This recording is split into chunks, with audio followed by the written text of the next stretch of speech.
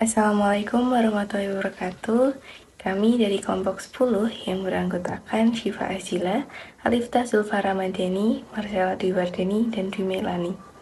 Di sini kami akan membahas tentang feeding dan eating disorder. Apakah kalian pernah mendengar tentang feeding dan eating disorder? Yang pertama, ada eating disorder atau gangguan makan adalah penyakit di mana penderita mengalami gangguan dalam kebiasaan makan, pikiran, dan emosi. Yang kedua, ada feeding disorder atau gangguan pemberian makan, yaitu gangguan pemberian pada pola makan saat anak masih kecil yang akan berpengaruh terhadap pola makan di saat anak tersebut tumbuh dewasa.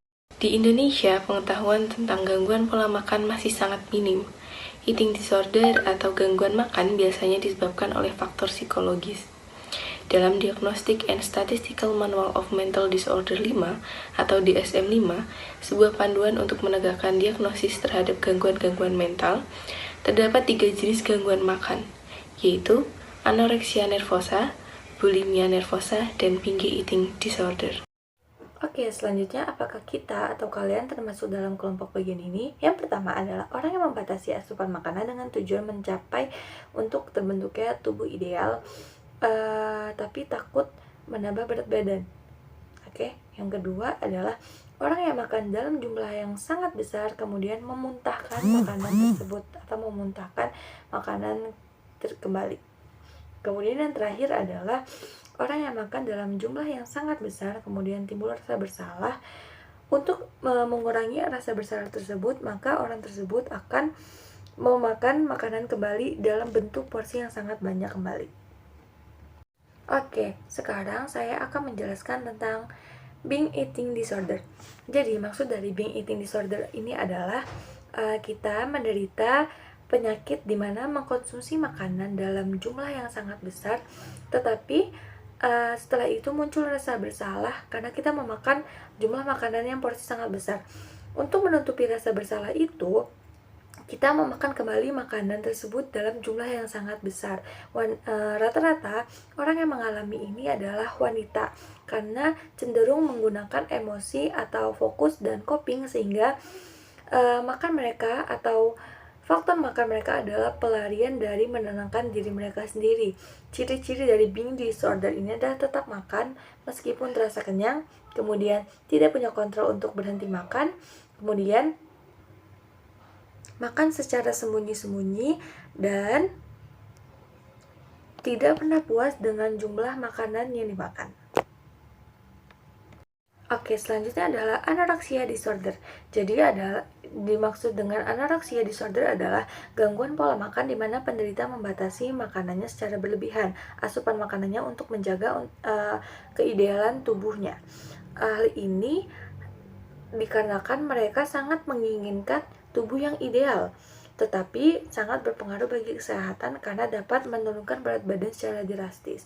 Kemudian yang terakhir adalah bulimia nervous. Bulimia nervosa adalah gangguan pola makan di mana penderita mengkonsumsi makanan dalam jumlah yang sangat besar, tetapi kemudian diikuti kebiasaan memuntahkan makanan tersebut atau mengeluarkan makanan tersebut. Biasanya penderita ini akan mengkonsumsi obat pencahar atau obat pelangsing agar berat badannya tetap ideal. Sehingga penderita bulimia walaupun mengkonsumsi makanan yang banyak, tetapi tubuhnya akan tetap ideal. Oh iya teman-teman, aku lupa. Ciri-ciri dari anoreksia nervous yang pertama adalah berat badan di bawah normal, ketakutan berlebihan apabila berat badan bertambah, kemudian menyangkal perasaan lapar karena saking takutnya berat badan dia bertambah, kemudian merasa pusing, terdapat gangguan tidur, kulit terasa kering, serta kuku dan rambut mudah patah atau mudah rapuh. Faktor apa saja sih yang dapat mempengaruhi hal tersebut? Oke, akan kita bahas satu-satu ya. Yang pertama adalah faktor biologis. Peranan tubuh kita seperti gen, hipotalamus, hingga sensitivitas individu terhadap reward makanan dapat mempengaruhi sikap dan perilaku makan individu. Kemudian yang kedua adalah faktor kultural. Tidak lepas dari adanya bentuk tubuh ideal dalam kultur budaya. Maksudnya adalah misalnya di negara Inggris rata-rata orang memiliki tubuh yang ideal atau tubuh yang bagus-bagus semua. Kemudian muncullah dari dorongan individu seseorang untuk melaksanakan diet tersebut agar dapat mencapai tubuh yang ideal. Kemudian yang ketiga adalah faktor keluarga yang kurang harmonis, kemudian komunikasi yang tidak baik, kemudian keluarga yang kohesif, tetapi memiliki keinginan berpenampilan menarik, itu adalah salah satu faktor dalam cara berdiet.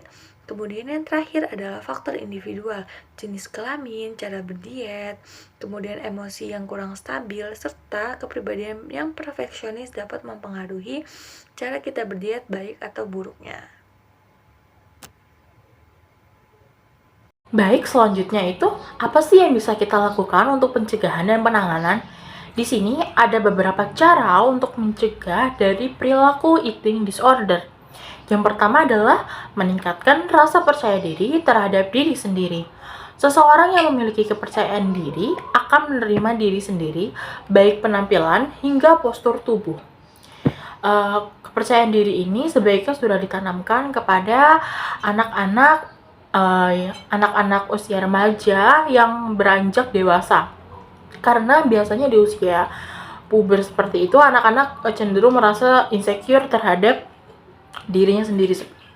Kemudian yang kedua adalah selalu menjalin hubungan baik dengan lingkungan maupun keluarga.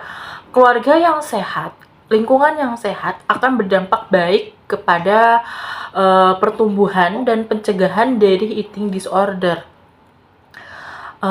Hubungan yang baik dengan keluarga maupun lingkungan juga akan menciptakan keselarasan hidup nih antara manusia dengan makanannya yang dimakan. Baik, yang ketiga adalah jika ingin berdiet, hendaknya berkonsultasi terlebih dahulu kepada dokter ataupun ahli gizi agar apa yang kita makan itu bisa terkontrol dan masih sesuai dengan batas-batas wajar. Nah, lalu bagaimana cara menangani pasien-pasien yang sudah menderita eating disorder? Untuk tenaga medis, sebaiknya orang yang menangani itu lebih memahami kondisi klien dari segi biologis, hubungan dengan keluarga, dan lingkungan. Pada tenaga ahli juga bisa melakukan psikoterapi berupa nutrisi pada penderita anoreksia dan bulimia.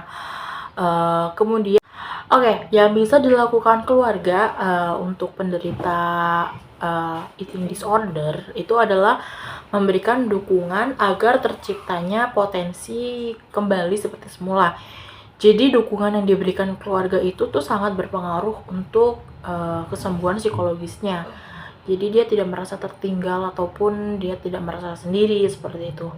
Kemudian mungkin keluarga juga bisa melakukan pembujukan atau konseling agar penderita tuh tidak terus-terusan berada di bawah tekanan psikologisnya.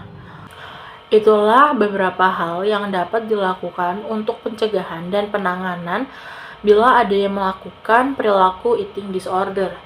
Jadi kita sebagai masyarakat ataupun sebagai keluarga harus lebih terbuka dengan kesehatan mental yang satu ini. Walaupun eating disorder itu belum populer di Indonesia, tetapi perilaku ini nyata adanya di sekitar kita.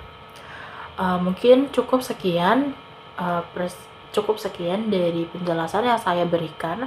Mungkin ada kesalahan ataupun ada kekeliruan, saya mohon maaf. Mungkin teman-teman nanti bisa ditambahkan di kolom komentar. Terima kasih. Not afraid, so I would fail, but I'm not giving up, I'm not gonna give